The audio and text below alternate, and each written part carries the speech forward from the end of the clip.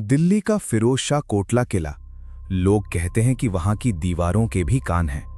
हम सब जानते हैं कि लोग वहां मन्नत मांगने जाते हैं, पर कोई ये नहीं बताता कि अगर वो मन्नत पूरी हो जाए तो उसकी कीमत क्या होती है। नमस्कार दोस्तों, स्वागत है आपका एक डरावने किस्से में।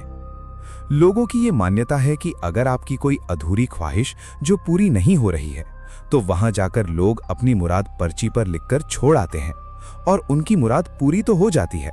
पर क्या ये सब इतना आसान है? तो ये स्टोरी ऐसे ही अपने जीवन से हारे हुए एक लड़के की। दोस्तों, आपसे एक छोटी सी गुजारिश है कि वीडियो को लाइक एंड सब्सक्राइब जरूर करें। आपका ये छोटा सा सहयोग मेरे लिए बहुत बड़ी मोटिवेशन है। और कमेंट करके बताएं कि स्टोरी कैसी लगी। तो बात शुरू होती है समीर से। समीर की मां मौत के बिस्तर पर थी। डॉक्टर्स ने हाथ खड़े कर दिए थे और सारी दवाइयां फेल हो चुकी थीं। जब इंसान हर तरफ से हार जाता है ना, तो वो उन रास्तों पर निकल पड़ता है जहां वो कभी यकीन नहीं करता था।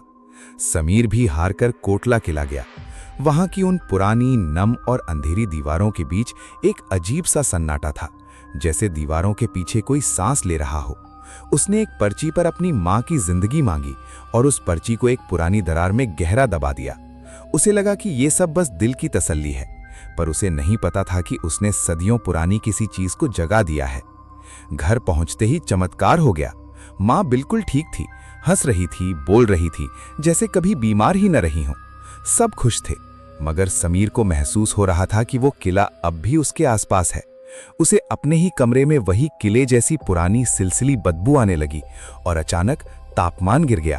और फिर ठीक उसी रात, ठीक 12 बजे, जब पूरा शहर सो रहा था, समीर के कान के बिल्कुल पास एक भारी फटी हुई आवाज गूंजी। समीर, तुम्हारी चिट्ठी मुझे मिल गई। समीर डर से जम गया। उसने जैसे ही मुड़कर देखा, वहां एक धुंधला काला साया खड़ा था, जिसकी आंखें अंधेरे में चमक रही थी। वो साया बोला, सदियों से मैं इस खंडर में अकेला हूं।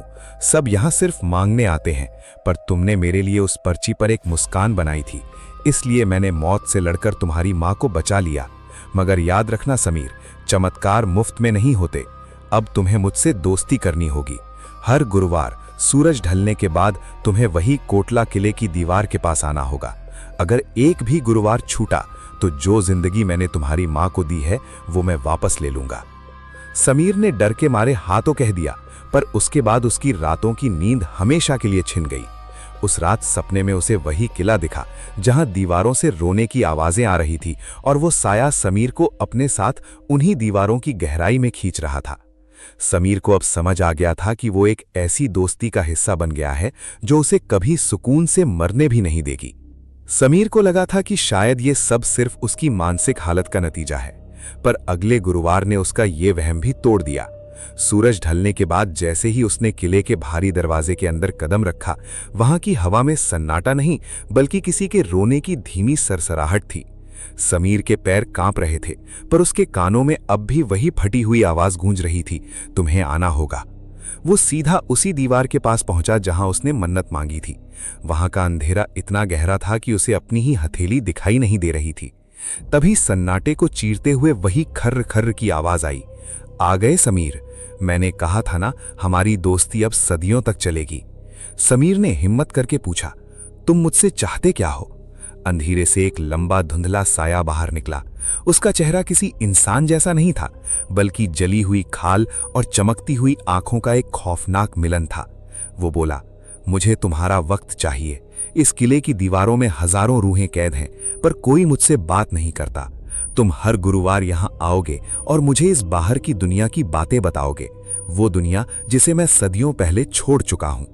समीर ने देखा कि उस जिन के पैर जमीन पर नहीं थे और उसके जिस्म से वही पुरानी सिलसिली बदबू आ रही थी जो अब समीर के घर तक पहुंच चुकी थी।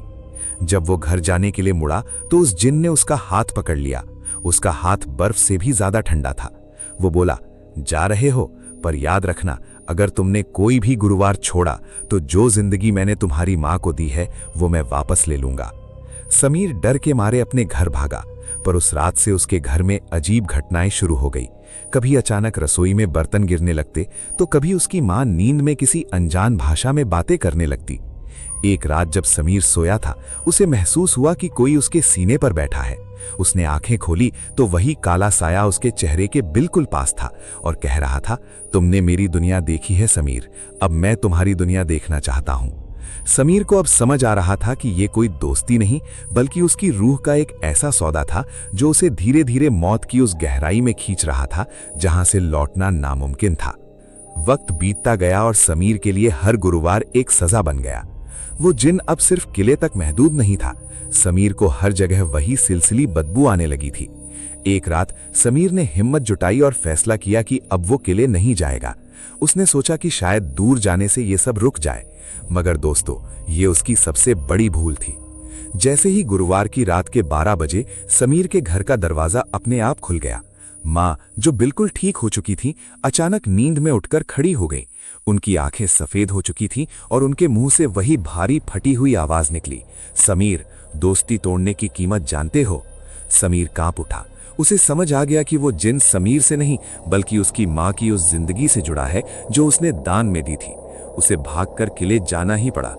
जब वो किले की उस पुरानी दीवार के पास पहुंचा तो वहां का मंजर खौफनाक था। वो काला साया अब पहले से कहीं ज्यादा बड़ा और ताकतवर लग रहा था। वो बोला, तुमने मुझसे दोस्ती नहीं बल्कि एक सौदा किया था समीर, और सौदे में धोखा देने वालों का अंजाम वही होता है जो इन दीवारों में कैद रूहों का हुआ है। तब समीर को दिखा कि उस दीवार की दरारों में सिर्फ पर्चियां नहीं थी बल्कि सदियों पुराने लोगों के बाल, उनके नाखून और उनके कपड़े फंसे हुए थे। वो सब वही लोग थे जिन्होंने कभी न कभी कोई मन्नत मांगी थी और आज वो सब उस जिन की कैद में थे। समीर ने रोते हुए पूछा, इससे निकलने का रास्ता क्या है? जिन हंसने लगा। उसकी हंसी किले की दीवारों से टकराकर गूंज रही थी। उसने कहा, रास्ता सिर्फ एक है, कर्ज चुकाना पड़ेगा। या तो तुम्हारी माँ की वो जिंदगी जो मैंने उधार दी है, या फिर तुम्हारी रूह जो मेरी इस तन्हाई को हमेशा के लिए खत्म कर दे। समीर को समझ आ गया कि चमत्कार के नाम पर उसने मौत से सौदा कर लिया था। लोग कहते हैं कि उस रात के बाद समीर फिर कभी किले से बाहर नहीं आया। उसकी माँ ठीक तो रही, पर उन्हें हमेशा लगता था कि उनके बेटे की परछाई उनके साथ साथ चलती है। तो दोस्तों, इस कहानी से हमें एक बहुत बड़ी सीख मिलती है। जिंदगी में जब हम मुसीबत में होते हैं तो हम शॉर्टकट ढूंढते हैं। हम उन शक्तियों के सामने झुक जाते हैं जिन्हें हम समझते तक नहीं। पर याद रखना, दुनिया में कुछ भी मुफ्त में नहीं मिलता। खुदा पर यकीन रखिए और मेहनत कीजिए, क्योंकि जो चमत्कार अंधेरे रास्तों से आते हैं उनकी कीमत अक्सर हमारी रूह को चुकानी पड़ती है। सावधान रहें और हमेशा याद रखें, हर खामोश दीवार के पीछे एक राज छुपा होता है। दोस्तों, स्टोरी यहीं समाप्त करते हैं। उम्मीद करते हैं ये स्टोरी आपको पसंद आई होगी। स्टोरी सुनने के लिए धन्यवाद, शुक्रिया।